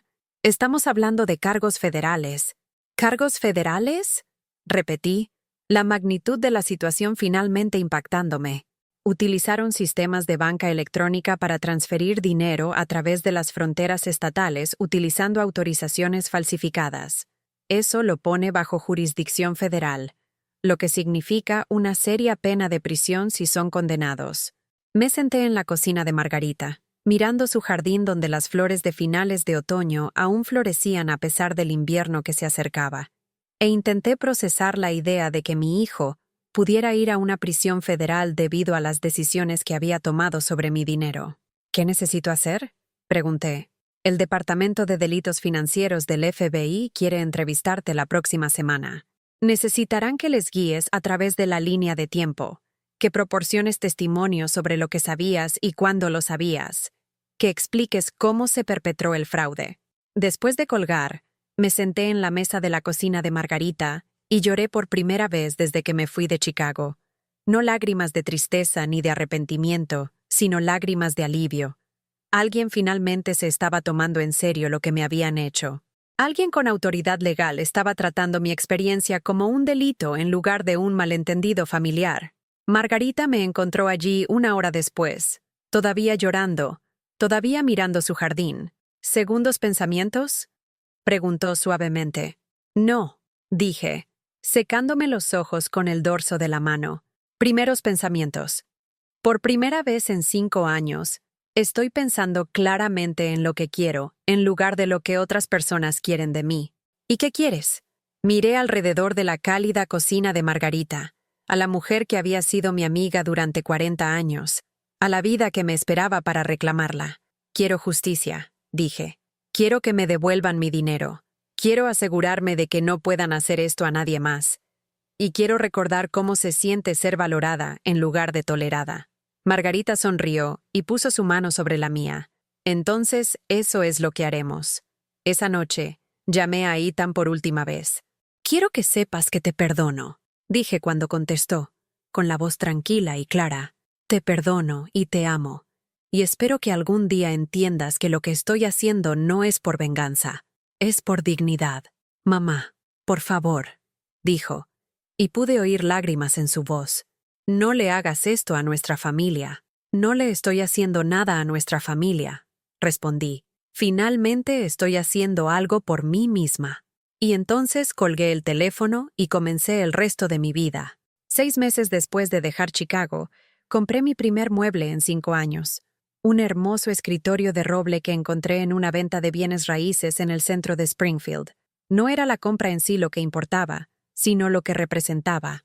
El acto radical de elegir algo por mí misma, con mi propio dinero, porque me daba alegría. Margarita me ayudó a subirlo a lo que se había convertido en mi habitación permanente en su casa, ambas riendo como adolescentes, mientras lo maniobrábamos por puertas y esquinas. Cuando finalmente lo colocamos junto a la ventana que daba a su jardín, pasé mis dedos por su superficie lisa y sentí lágrimas de pura felicidad. «Es perfecto», dijo Margarita, entendiendo sin explicación por qué este simple mueble significaba tanto para mí. «Es mío», respondí, y la palabra tenía un peso que no había sentido en años. Mío, no compartido, no administrado por otra persona, no sujeto a la aprobación o supervisión de otra persona. Mío. Pasé los meses de invierno testificando para la investigación del FBI, guiando a los agentes federales a través de 5 años de abuso financiero sistemático, con el tipo de detalle que los bibliotecarios sobresalen al proporcionar. Cada entrevista había sido dolorosa y catártica. Doloroso revivir la manipulación y el robo. catártico que fuera reconocido como comportamiento criminal en lugar de dinámica familiar. Los agentes me trataron con respeto profesional que rozaba la admiración. Señora Walsh, su documentación es extraordinaria, dijo la agente Jennifer Torres durante una sesión. La mayoría de las víctimas de abuso financiero a ancianos no tienen este nivel de evidencia detallada. Su registro hará este caso.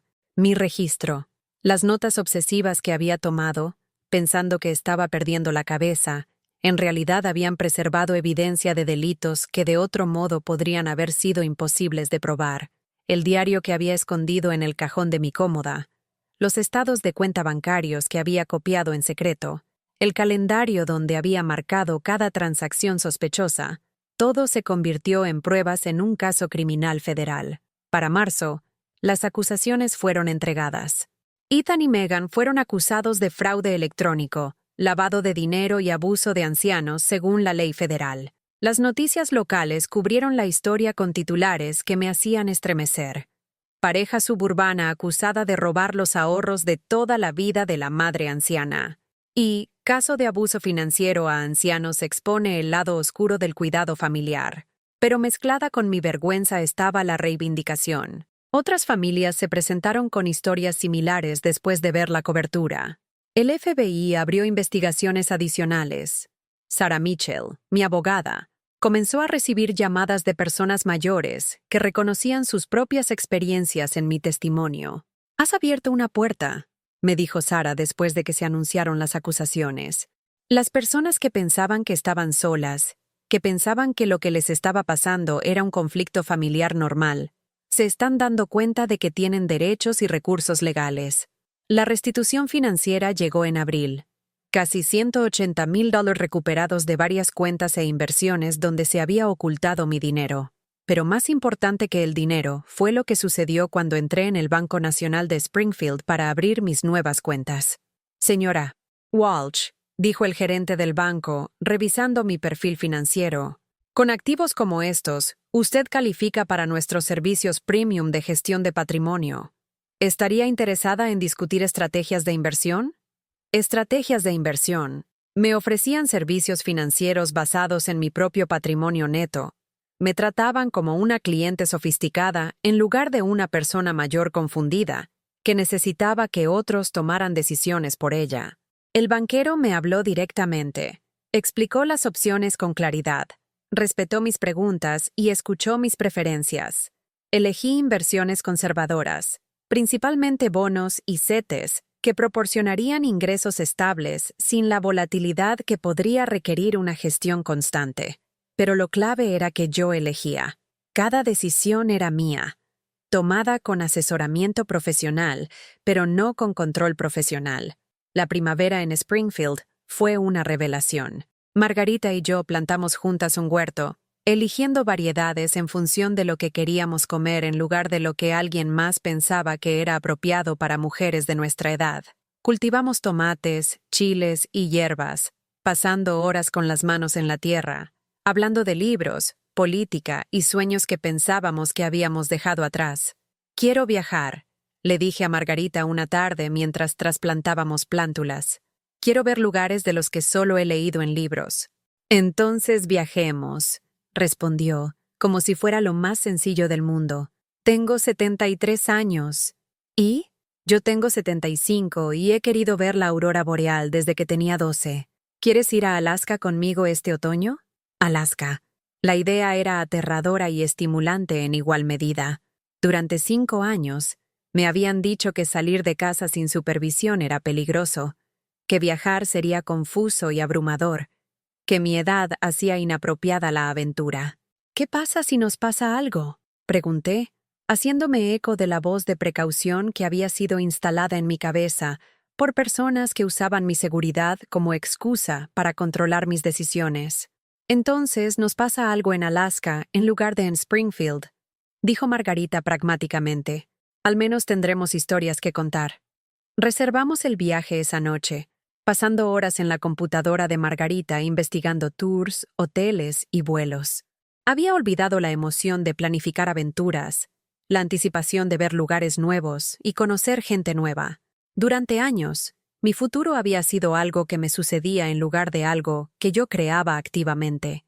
Pero el cambio más significativo no fue en mis circunstancias, sino en mi relación conmigo misma. Empecé a mirarme en los espejos de nuevo, realmente mirándome, viendo a la mujer que había sobrevivido al abuso sistemático y luchado para recuperar su dignidad. Mi reflejo aún mostraba edad y cansancio, pero también mostraba fuerza y claridad que no había tenido en años. Compré ropa nueva, no porque la vieja estuviera gastada, sino porque quería. Colores brillantes en lugar de los tonos apagados que había elegido para hacerme invisible. Zapatos cómodos pero elegantes en lugar del calzado puramente práctico al que me había resignado. Un suéter azul suave que combinaba con mis ojos y me hacía sentir hermosa por primera vez en décadas. Margarita y yo asistimos a eventos culturales en Springfield, conciertos, producciones teatrales y exposiciones de arte que alimentaron partes de mi alma que habían estado muriendo de hambre. Nos unimos a un club de lectura en la biblioteca local, donde mis décadas de experiencia fueron bienvenidas en lugar de toleradas. Me encontré expresando opiniones de nuevo, en desacuerdo con las interpretaciones, participando en apasionadas discusiones sobre literatura y la vida. «¡Estás floreciendo!», dijo Margarita una noche después de que regresamos de una reunión del club de lectura particularmente animada, donde había defendido una interpretación impopular de una novela que todas habíamos leído. Es como ver una flor que ha estado en la oscuridad, finalmente recibir la luz solar adecuada. Pero el regalo más inesperado de mi nueva vida llegó a finales de primavera, cuando recibí una carta que cambió todo lo que pensaba que sabía sobre la respuesta de mi familia a mis acciones. El sobre llevaba la letra de Emma, la escritura cuidadosa de mi nieta que reconocí de años de ayudarla con la tarea. Dentro había una carta que me hizo llorar lágrimas de alegría por primera vez en meses. «Querida abuela Eleanor», comenzaba, «sé que probablemente no quieres saber nada de nosotros ahora mismo, pero tenía que escribirte para decirte algo importante. Tenías razón al irte. Tenías razón al defenderte. Tenías razón en todo. Mamá y papá trataron de convencernos a Michael y a mí de que estabas enferma, de que estabas confundida y tomando malas decisiones. Pero los he estado observando desde que te fuiste, y puedo ver cómo hablan de la gente cuando piensan que esa gente no puede defenderse. Hablan de ti de la misma manera que hablan de la hermana de mamá que tiene depresión, y del hermano de papá que perdió su trabajo, como si todos fueran problemas que hay que gestionar en lugar de personas a las que amar. Ahora tengo 16 años y estoy empezando a entender cosas que no entendía antes. Recuerdo cómo te iluminabas cuando hablabas de tu antiguo trabajo en la biblioteca, o de tu casa con las rosas, o de tu amiga Margarita, pero luego te volviste más callada y pequeña, y pensé que eso era lo que pasaba cuando la gente envejecía. No me di cuenta de que mamá y papá te estaban haciendo desaparecer. Quiero que sepas que lo que hiciste fue valiente. Quiero que sepas que estoy orgullosa de ti por defenderte, incluso cuando eso significó perdernos. Quiero que sepas que no me perdiste. Solo estoy esperando hasta que sea lo suficientemente mayor para tomar mis propias decisiones sobre quién quiero en mi vida.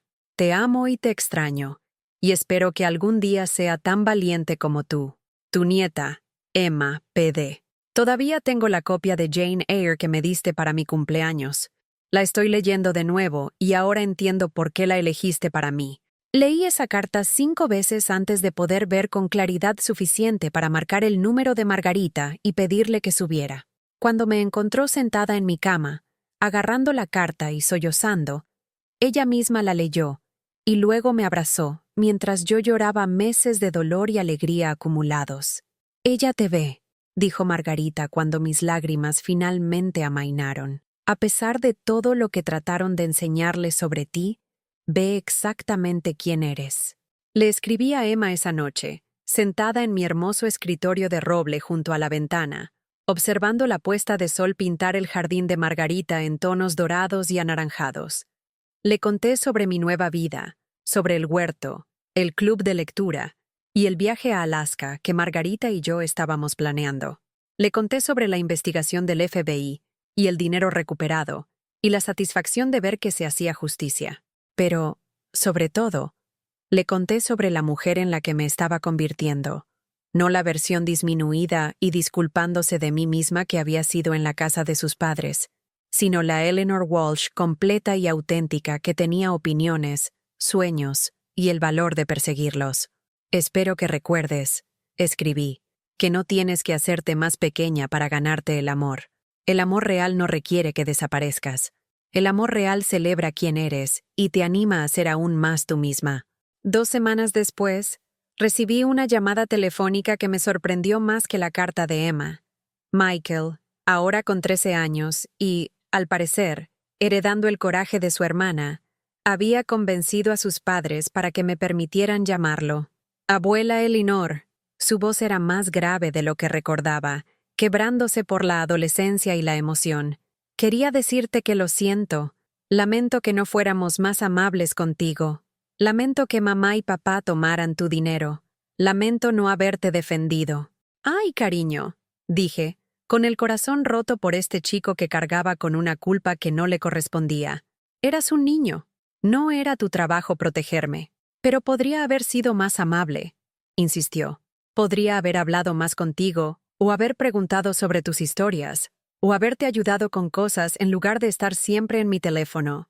Cerré los ojos y recordé al chico que solía mostrarme sus videojuegos, que había sido cálido pero distante, que había aprendido a tratarme como un mueble porque así era como sus padres me trataban. Michael, escúchame con atención, dije. Lo que pasó en esa casa no fue tu culpa, pero puedes elegir lo que pase después. Puedes elegir si tratas a la gente con respeto o la ignoras. Puedes elegir si valoras a las personas por lo que son o por lo que pueden hacer por ti. Esas elecciones determinarán el tipo de hombre en que te convertirás. Hablamos durante 1 hora, la conversación más larga que había tenido con mi nieto en años. Me contó sobre la escuela, los amigos y los libros que estaba leyendo. Le conté sobre la casa de Margarita, el huerto y el viaje a la aurora boreal que estábamos planeando. Cuando colgamos, me di cuenta de que algo profundo había sucedido. Por primera vez en 5 años, había tenido una conversación con un miembro de la familia que estaba genuinamente interesado en mis pensamientos y experiencias, que valoraba mi presencia en lugar de tolerarla. La mujer que había dejado Chicago en un taxi con una sola maleta, huyendo de una familia que la había reducido a un recurso que debía ser administrado, se había ido. En su lugar estaba Eleanor Walsh, viajera, jardinera, miembro de un club de lectura, testigo federal, abuela que exigía respeto en lugar de mendigar aceptación. Tenía 73 años y apenas estaba empezando. 1 año después, estaba de pie al borde de un glaciar en Alaska, observando cómo la aurora boreal danzaba en el cielo en cintas de color verde y oro, y me di cuenta de que nunca me había sentido más viva. Margarita estaba a mi lado, ambas envueltas en parcas que habíamos comprado especialmente para este viaje. Nuestro aliento formando nubes en el aire ártico. Con 74 y 76 años, probablemente éramos las personas mayores de nuestro grupo turístico. Pero también éramos las más emocionadas, las más presentes, las más dispuestas a permanecer en el frío durante horas solo para presenciar algo hermoso. ¿Valió la pena?, preguntó Margarita, con la voz apenas audible por encima del viento. No se refería al viaje, y ambas lo sabíamos. Estaba preguntando por todo: las dolorosas confrontaciones, las batallas legales, la pérdida de las relaciones familiares, la completa transformación de una vida que había pasado 5 años creyendo que era estable y segura. Observé cómo las luces palpitaban y cambiaban sobre nosotras, la propia celebración de la naturaleza de la belleza y el poder, y pensé en la mujer que había estado de pie en una cocina de Chicago 18 meses atrás, escuchando conversaciones susurradas sobre su incompetencia mientras lavaba los platos para personas que la veían como una carga.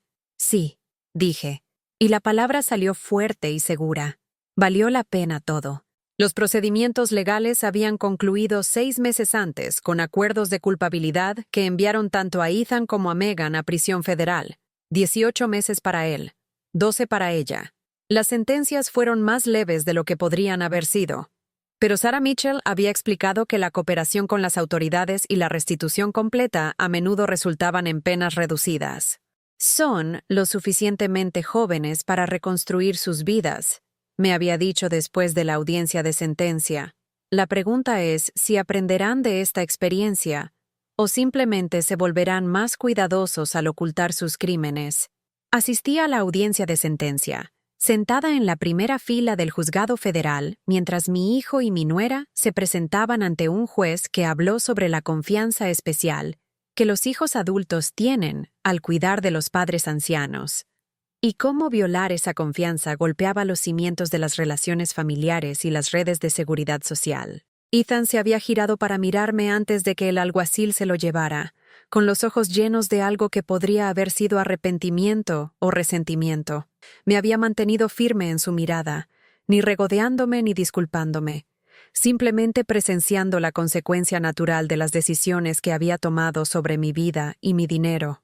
Sentí pena por él, pero no me sentí culpable. Hay una diferencia entre el amor y el apoyo, entre el perdón y el permitirte ser dañado continuamente. Podía amar a mi hijo mientras me negaba a subvencionar su comportamiento criminal. Podía perdonar sus acciones mientras mantenía los límites que protegían mi propio bienestar. Los niños, Emma, ahora con 17 años, y Michael, con 14, habían sido colocados con la hermana de Megan mientras sus padres cumplían sus condenas. Me había ofrecido a ayudar económicamente con su cuidado, una oferta que había sido aceptada con sospechosa gratitud, pero había insistido en pagos directos para gastos específicos en lugar de apoyo general que pudiera ser desviado a otros fines. Una vez quemada, 2 veces cuidadosa.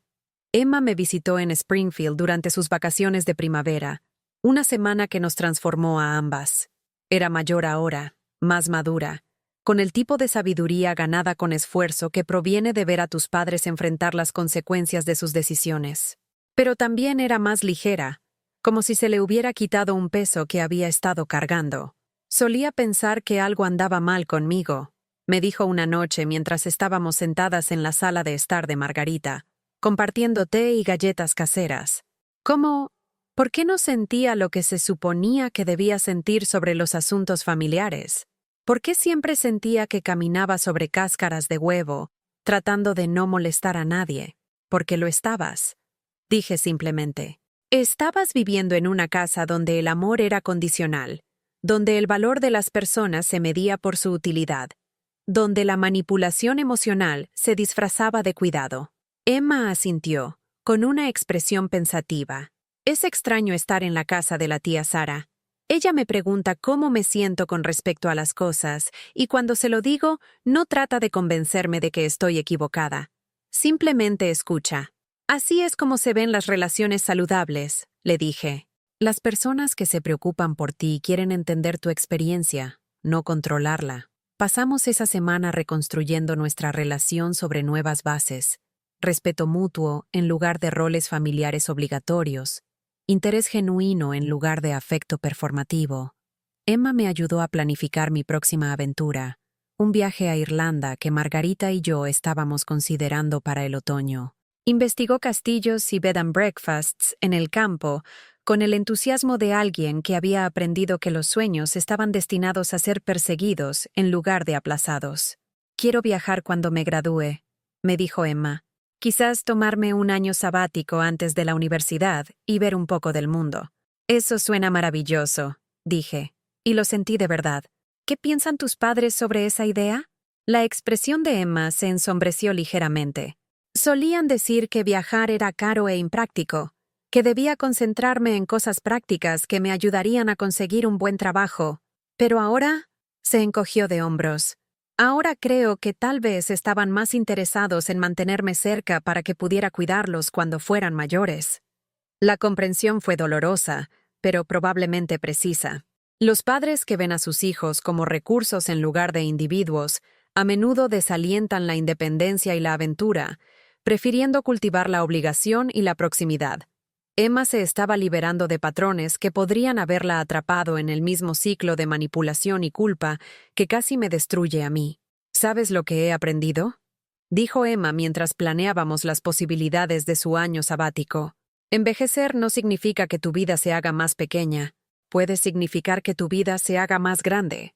si lo permites. Tenía 17 años y ya era más sabia de lo que yo había sido a los 73. El libro que había empezado a escribir sobre mi experiencia estaba casi terminado. Unas memorias que Sarah Mitchell creía que podrían ayudar a otras familias a reconocer y abordar el abuso financiero a ancianos. El proceso de escritura había sido terapéutico, obligándome a examinar no solo lo que me habían hecho, sino cómo había participado en mi propia merma al aceptar las definiciones de otros sobre mi valía y capacidades. Las mentiras más peligrosas, escribí en un capítulo, son las que contienen la suficiente verdad para parecer razonables. Sí, era mayor y a veces olvidadiza. Sí, administrar las finanzas podría ser complicado. Sí, quería ser útil para mi familia. Pero ninguno de esos hechos justificaba el robo sistemático de mi dinero ni la erosión deliberada de mi autonomía. Margarita había leído cada capítulo a medida que lo completaba, ofreciendo comentarios y ánimos. «No solo estás contando tu historia», dijo después de revisar el capítulo final. «Estás dando permiso a otras personas para contar la suya». El proceso de publicación avanzaba con una pequeña editorial especializada en narrativas de justicia social. Mi historia sería una voz entre muchas, pero las voces crean coros, y los coros crean movimientos, y los movimientos crean cambios. De pie bajo la aurora boreal, reflexionando sobre todo lo que me había llevado a este momento, me di cuenta de que mi viaje a Alaska era más que una simple aventura. Era una celebración de la supervivencia, de la renovación, del acto radical de elegirte a ti mismo, cuando todos a tu alrededor insisten en que deberías elegirlos a ellos en su lugar. Margarita y yo regresamos a Springfield con energía y ya planeando nuestra próxima aventura. Irlanda en otoño, como Emma nos había ayudado a investigar. Luego, tal vez, Escocia, o un crucero fluvial por Alemania, o ese recorrido artístico por Italia que habíamos estado discutiendo. El mundo se sentía vasto y acogedor, lleno de posibilidades que nunca me había permitido imaginar.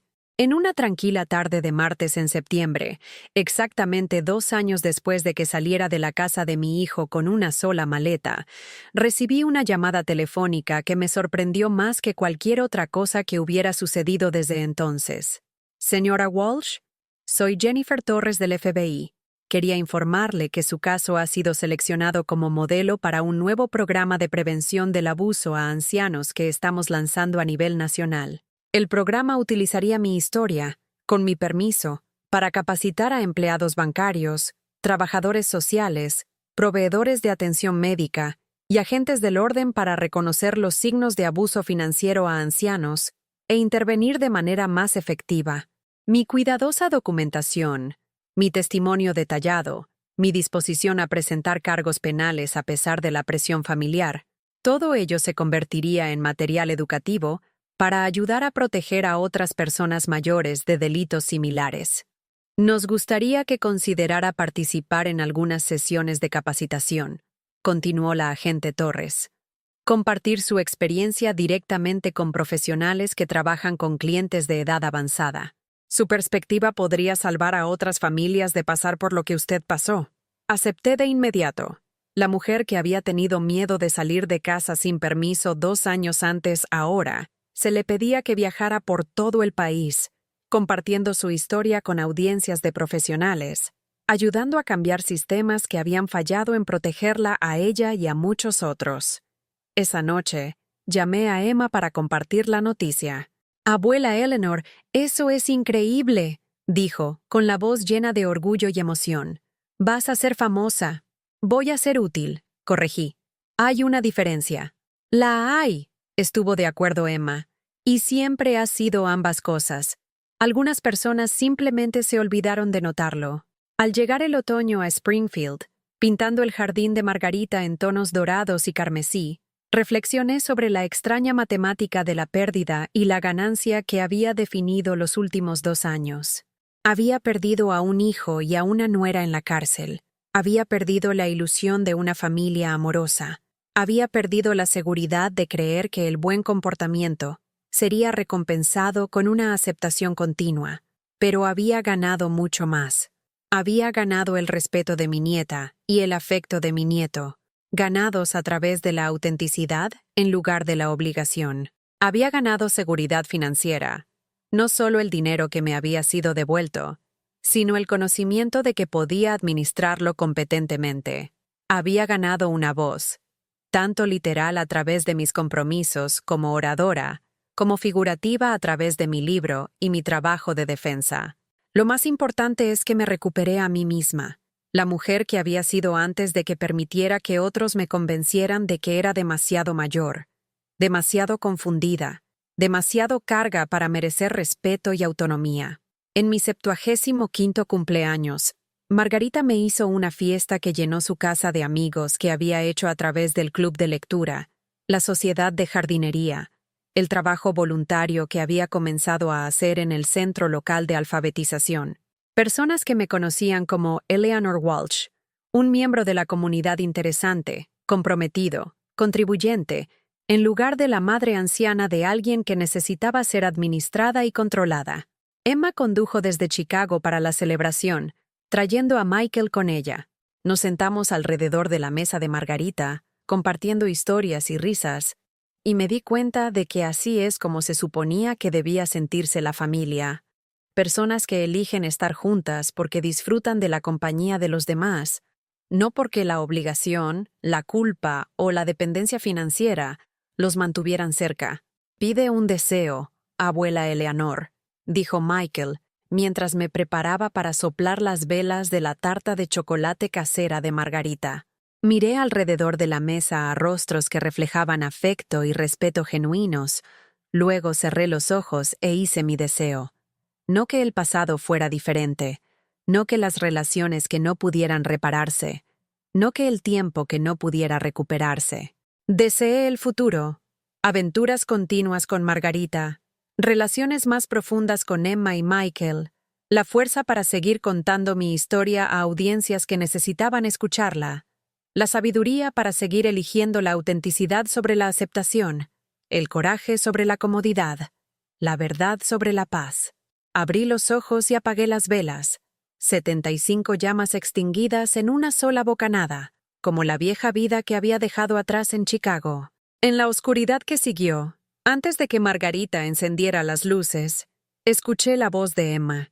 Estoy orgullosa de ti, abuela, por todo lo que hiciste, por todo en lo que te convertiste, y me di cuenta de que eso valía más que todo el dinero que habían robado, todos los años que habían desperdiciado, todos los sueños que habían intentado convencerme de que eran inapropiados para alguien de mi edad.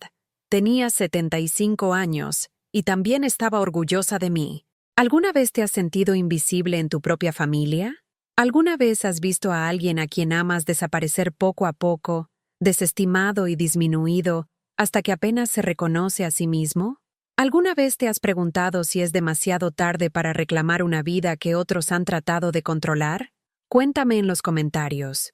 Tu historia importa, tu voz merece ser escuchada, y tu coraje para decir tu verdad podría ser exactamente lo que alguien más necesita para encontrar su propia fuerza.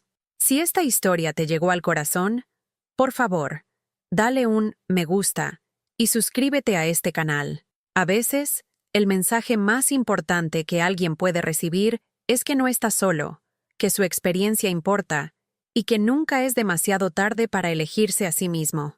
Porque en algún lugar, otra Eleanor está escuchando conversaciones susurradas sobre su competencia y necesita saber que la única opinión que realmente importa es la suya.